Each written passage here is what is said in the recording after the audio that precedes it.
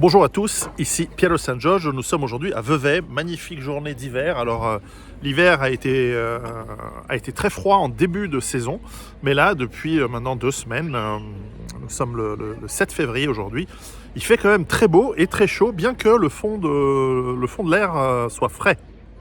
Et Mamadou me dit que le fond de l'eau aussi. Bref, on nous parle de guerre au Moyen-Orient, guerre en Ukraine depuis 2 ans, avant c'était l'épidémie. On nous fait peur. Et nous avons déjà une propension à angoisser. Peut-être même vous avez des phobies.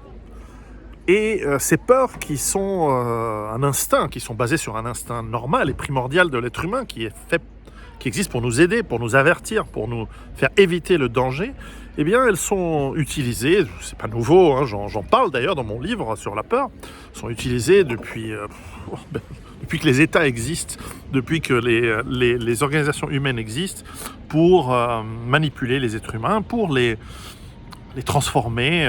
Lucien Cerise, que j'ai interviewé dans mon livre, parle de manipulation de masse, de manipulation mentale. Il explique ça très très bien. Et ceci est devenu une science plus qu'un art. La propagande, déjà au XXe siècle, avec Louis Bernays et les plus célèbres mais moins sympathiques, Goebbels, ont utilisé la propagande pour convaincre les populations de suivre les décisions du gouvernement, ou même de les précéder parfois.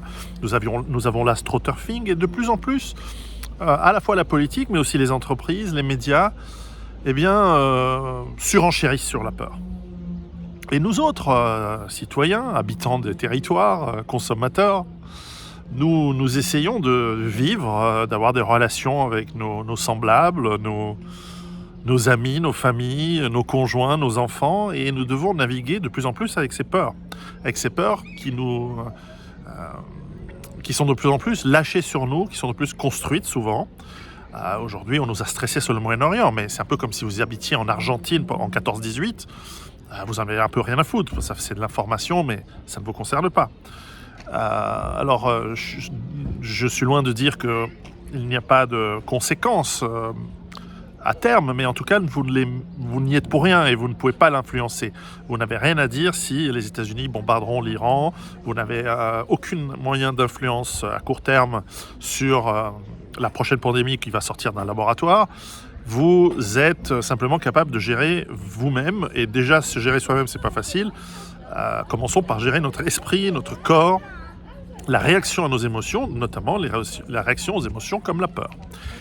Et c'est pour traiter ce vaste, je l'avoue, très vaste sujet que j'ai écrit pendant plus de 6 ans un livre qui vient de sortir, qui s'appelle Peur, Survivre à la peur en réalité. Je ne sais pas pourquoi je l'appelle toujours Peur, parce que c'était le nom du projet. Et en fait, ce livre s'appelle Survivre à la peur, et il sera en 2 tomes. Alors le premier tome vient de sortir, vous allez voir, ce sont des tomes qui peuvent se lire indépendamment les uns des autres, et qui sont bien sûr complémentaires, et qui s'entrelacent, et qui s'imbriquent, afin de vous donner les outils pour gérer cette émotion qu'est la peur. Le tome 1 va d'abord vous expliquer, m'expliquer. J'ai fait beaucoup de travail pour évidemment écrire sur cette émotion que nous ressentons tous. D'une part parce que je ne suis ni médecin, ni neurologue, ni psychologue, ni psychiatre. Donc je suis à la limite un vulgarisateur. Et puis j'utilise toutes sortes de techniques sur moi-même pour, vous savez, ça fait 15 ans, 20 ans bientôt que je me prépare à des temps difficiles, crise économique, chômage massif, violence urbaine, peut-être même guerre civile. Et donc, ce sont des sujets anxiogènes, et étonnamment, je ne les subis pas, je n'ai pas d'impact particulier sur ma vie, peut-être parce que je me prépare, peut-être parce que je fabrique ma propre assurance sinon de survivre, mais en tout cas de tenir le coup face à ces événements possibles. Et donc, je me suis auto-analysé et j'ai interviewé des spécialistes. Par exemple, j'ai interviewé Joseph Ledoux, qui est l'un des neurologues les plus proches du prix Nobel qu'on a aujourd'hui dans le monde de la médecine, pour nous expliquer comment fonctionne notre réaction à la peur, comment fonctionne notre neurologie, au niveau du câblage, non seulement du cerveau, mais aussi du corps, parce que le cerveau, en fait, n'est qu'une partie, une grosse partie, mais n'est pas l'ensemble de notre système nerveux. Bref, il faut comprendre ce système nerveux pour comprendre pourquoi nous et comment nous réagissons aux peurs, de manière à ce que nous les maîtrisions, de manière à nous en faire des amis, des alliés. J'ai également traité un aspect culturel de la peur, parce que les peurs n'ont pas toujours été les mêmes. Bien sûr, on a les peurs réflexes, mais nous n'avions pas peur des mêmes choses pendant l'Antiquité, qu'au Moyen-Âge ou qu'à l'époque moderne. Et bien entendu, d'une culture à l'autre, nous n'avons pas peur des mêmes choses. Moi, je connais des gens dans le monde musulman qui sont terrifiés des djinns, du mauvais œil et toutes sortes de superstitions. En tout cas, pour moi, c'est des superstitions, parce que dans ma culture personnelle, eh bien, ce genre de choses n'existe pas. Elles ne peuvent pas faire peur si elles n'existent pas. C'est un peu comme le monstre sous le lit des enfants. Pour l'adulte, il n'existe pas, mais pour l'enfant, il est réel. Et donc, on doit le gérer. On ne peut pas juste dire ça n'existe pas. On doit expliquer pourquoi ça n'existe pas et éventuellement donner des outils. Moi, quand j'étais petit, quand j'avais peur d'un monstre, eh bien, je me convainquais que j'étais un monstre pire que lui, que j'allais le bouffer. Et que j'allais lui faire très mal. Comme quoi, hein, dans la vie, les choses... elles peuvent se répéter. En tout cas, je me comprends. En tout cas, cette approche de la peur nous amène à ensuite gérer l'approche philosophique de nos peurs fondamentales, que sont la peur de la solitude, la peur de la mort, la peur de l'inconnu, la peur de l'obscurité qui s'y attache, la peur d'être rejeté d'un groupe social avec l'ostracisme. Bref, toutes ces peurs, elles doivent être réfléchies.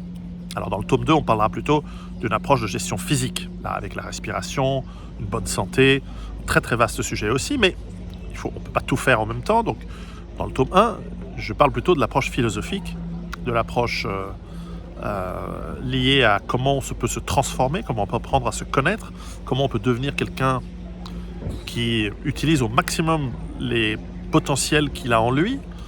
Alors c'est pas du développement personnel, hein, s'il vous plaît, ne pensez pas ça, mais je donne des techniques. Et bien sûr, chacune de ces parties de ce grand livre va être accompagnée et est accompagnée de petites histoires qui illustrent et qui vont s'enchaîner jusque dans le tome 2, voire même plus loin, dans d'autres livres plus tard.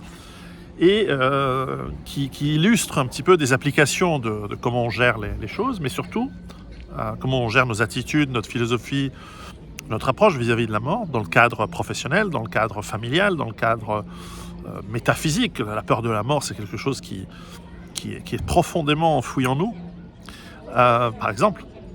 Mais aussi des exercices dans chaque chapitre, plusieurs exercices dans chaque chapitre qui nous expliquent comment réfléchir à tous ces sujets et comment concrètement les mettre en application pour nous au quotidien et dans la vie de tous les jours. Et donc c'est un livre très ambitieux qui m'a mis 6 ans à être écrit et qui est, à mon avis, une somme pas définitive. Évidemment, il y aura toujours des nouveautés, il y aura toujours des recherches et des découvertes scientifiques.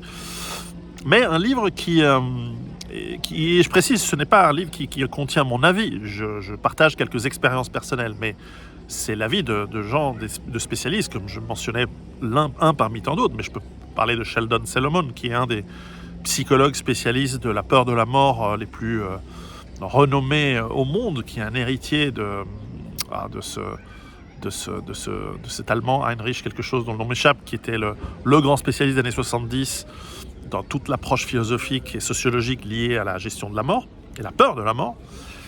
Donc Sheldon Solomon, c'est une de ces nombreuses personnes que j'ai interviewées. Par rapport à la peur au combat, j'ai interviewé des anciens combattants ou un spécialiste de la survie qui s'appelle Lawrence Gonzalez de l'université de Santa Fe aux États-Unis, ou par exemple justement Joseph Ledoux dans la neurologie, mais ce n'est pas le seul, et loin de là. Donc ce livre est très complet. Il a des avis de gens, de scientifiques, il a des avis de gens qui observent la réalité, des vrais sociologues, il y a des avis de gens qui sont passés par ces problèmes liés à la peur, et qui ont dû y réfléchir, qui ont dû y faire face et qui les ont surmontés.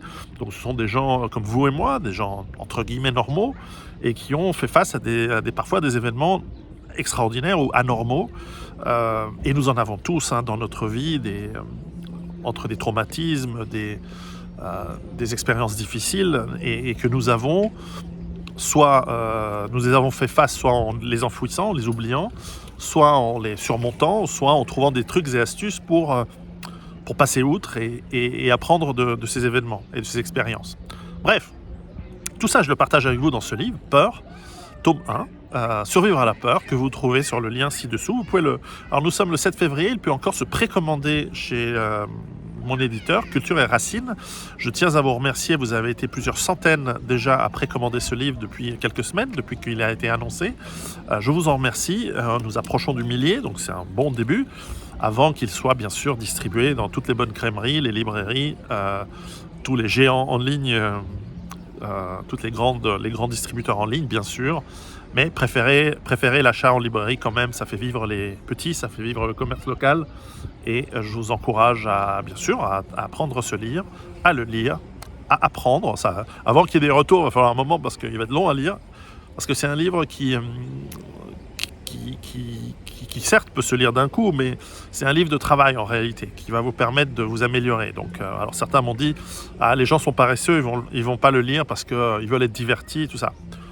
Oui, mais je ne crois pas que c'est ma cible. Je pense que ma cible sont des gens qui veulent devenir meilleurs, qui veulent devenir, j'ai un chapitre là-dessus, des surhommes, des héros, et qui veulent s'améliorer, devenir meilleurs et plus forts, hommes et femmes, bien sûr. Et il y a pas mal de petites histoires liées à des femmes, et finalement à devenir des êtres humains, des parents, des membres de la société, une société à redéfinir bien sûr, mais qui vont être plus performants et surtout qui vont maîtriser, qui vont être différents et meilleurs par la maîtrise et l'utilisation de la peur en tant qu'ami, en tant qu'allié, et non pas comme quelque chose que l'on craint, comme disait Roosevelt. Nous n'avons qu'à attention, nous n'avons qu'à craindre la peur d'avoir peur. Non, bien sûr qu'on ne veut pas avoir peur d'avoir peur, mais c'est une pathologie qui existe. Et donc, beaucoup à faire, beaucoup à travailler en lisant ce livre. Donc oui, il y aura du boulot pour vous quand vous lirez ce livre. C'est pas un livre que vous allez lire en disant « Ah ouais, il est cool le nouveau Piero San Giorgio ». Non, il y a du boulot. Du moins, je l'espère et je vous y incite. Et puis, j'ai hâte d'avoir votre retour. Donc je pense que ce sera bien. Et puis, comme d'habitude, préparez-vous. Ciao.